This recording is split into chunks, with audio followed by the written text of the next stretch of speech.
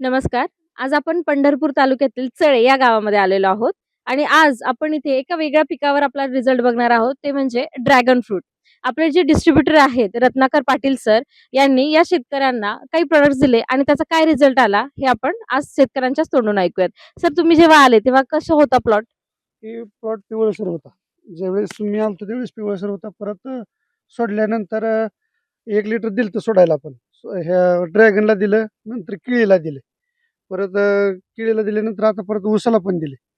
मग हे जे RPS 76चं रिझल्ट काय आलं ती वकील साहेबांना विचारू आणि ग्रॅन्युअल RPS 76च्या बॅगा पण आपण ड्रॅगनला टाकलेले आहेत. टाकले ह्याचं काय रिझल्ट आहेत वकील साहेबांना विचारावं. RPS 76 आणि ग्रॅन्युअलच्या बॅगाचा रिझल्ट एक नंबर आहे.